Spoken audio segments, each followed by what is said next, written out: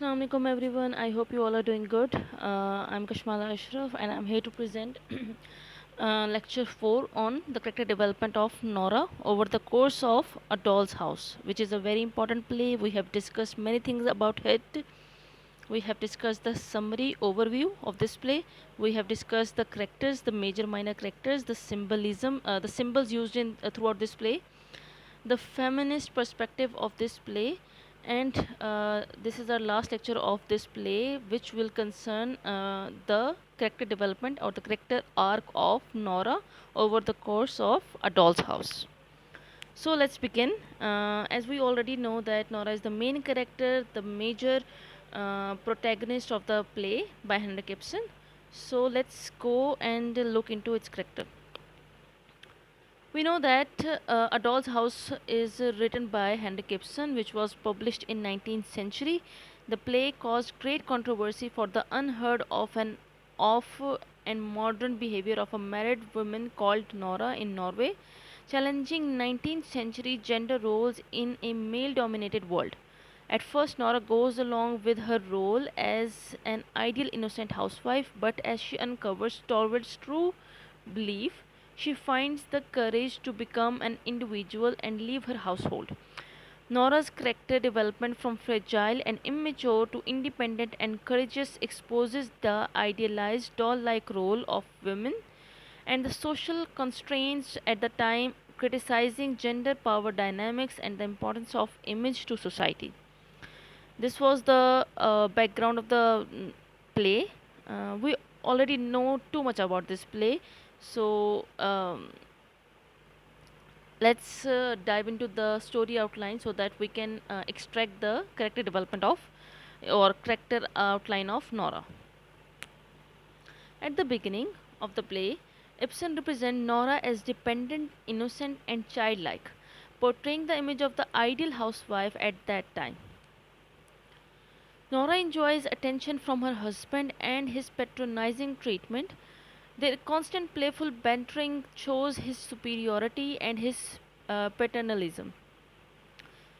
Numerous times she is referred to by Torvald as skylark, squirrel, songbird, all of which are fragile animals that struggle to survive in the outside world. This is important to note. This tells us more about this typical opinion of Nora as fragile and hopeless without him. At times, he adds the adjective sweet and little to emphasize Nora's delicacy and the word my, which shows the possessive nature that was common at the time since society considered women as the property of their husbands. Nora not only accepts these patronizing nicknames but also goes along with them. This shows us that although she might have the power to manipulate Torvald, she decides to subject herself to the authority as that is what women were expected to do by the society. Additionally, Nora is portrayed as being irresponsible, especially with her money.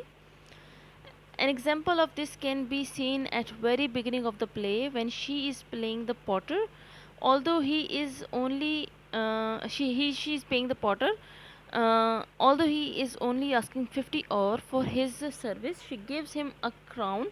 The additional 50 ore is not a large amount of money, however, the casual way in which she gives it to him shows her financial irresponsibility. Since Nora had a tendency to spend all the money Torvald gave her right away, he doesn't trust her with any money anymore. At the time, men were always in charge of the family's financial and anything to do with the money. Therefore, the majority of women, like Nora, didn't understand its worth. They hadn't earned it themselves, nor do they appreciate how concepts such as saving and loans work. In the third act of the play, Nora shifts from a fragile and immature mother and wife to an independent and courageous woman who challenges society's gender role in the 19th century and redefines womanhood individualistic. As Torvald becomes aware of Nora's forgery, she becomes more aware of her feeling. When she changes out of her tarantula dress and says, "Yes, Torvald, I have changed." She also metaphorically changed in terms of her beliefs and attitudes. towards her situation and her husband. As Nora announces her change and re-emerges from her bedroom ready to leave, she begins to develop an awareness of herself as an individual. Now, the importance of her life is that she needs to become a fully developed human being on her own, as she no longer believes in putting duties of a wife and mother first. Nora acknowledges that both her father and her husband have mistreated her by not considering her as an individual, but with her thoughts and feelings and treating her like a possession for their own amusement, just like a doll. Nora needs a chance to learn more about herself and life outside the doll's house, since she felt that their house was never anything other than a playroom. She had spent her whole life in a dream world where everything has always been taken care of for her, and she has not had to suffer the consequences of her actions. Becoming like an object, this is all until she makes the big mistake of forging her father's signature as and is left to trying to fix the consequences on her own. Rather than Torvald doing it for her, Nora believes that Torvald would sacrifice his own reputation for her, but it turns out he would not make that sacrifice, completely shattering her dreams world and putting an end to her doll like behavior. She is then forced to see what life is really like outside the doll's house and how much she still has to learn. This can be seen when Nora says, "Playtime is over, now comes time for lessons."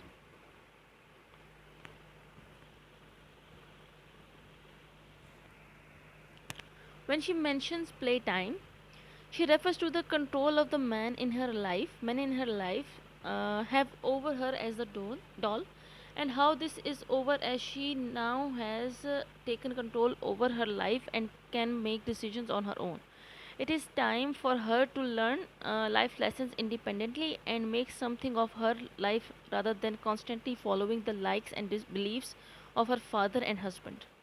Nora's revelation around her leads her to question the accepted social truth and think for herself about her situation. She bitterly attacks her father and Torvald for treating her like a toy, but through them she criticizes society for keeping women in a state of immaturity.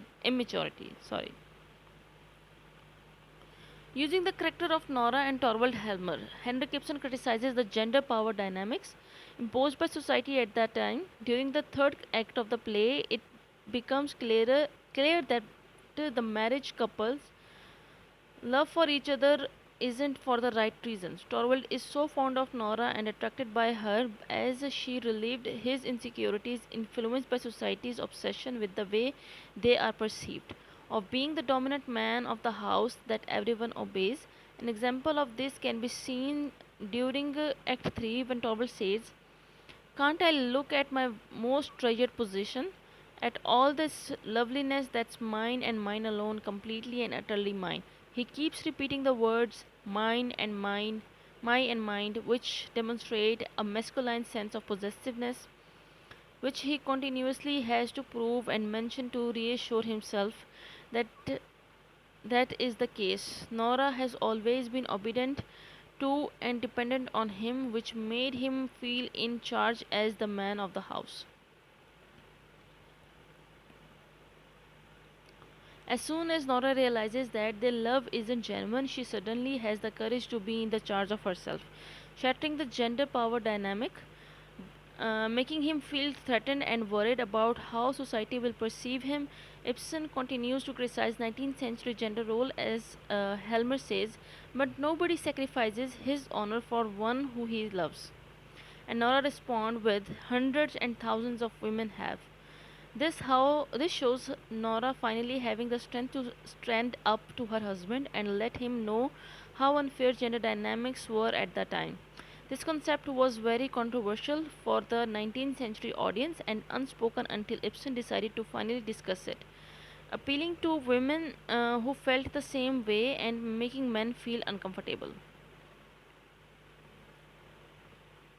Until Nora's awakening, she is constrained by 19th century cultural norms and attitude towards women, which uh, diminishes her significance and worth, making her childlike and dependent. Her realization can be interpreted as a feminist awakening as she breaks free from the constraints placed upon her by society in 19th century and the men in her life and becomes her own person for the first time in charge of herself. However, her epiphany is not only relatable to the women in audience who have suffered in the same way but also to all the other people who aren't living the life they want to live due to constraints or have had a single movement make them realize something that then change the course of their entire life. Nora's character development was an important element of A Doll's House in order to get across Ibsen's controversial criticism of 19th century gender roles in a world dominated by men. This whole presentation was very elaborative as it described everything that we need to know about Nora's character, how she started in the play, and how her character developed throughout the play, throughout the course of the play, and how she realized that her husband is not treating her well, rather, he is just treating her as a doll, as her possession, as an object. So, which was not right, obviously, because a female also deserve equal rights or at least a little respect in a society or at least in a household, basic household, where she sacrifices her whole being for the sake of her children or husband or the house generally. The character of Nora developed as can be identified as a feminist awakening, um, which we have discussed somehow and in this lecture as well. I think there is nothing left to say about Nora and the Doll's House as a whole. So this was our last lecture about Doll's House. In the next lecture, we will discuss the next play very soon. Until then, take care. Thank you.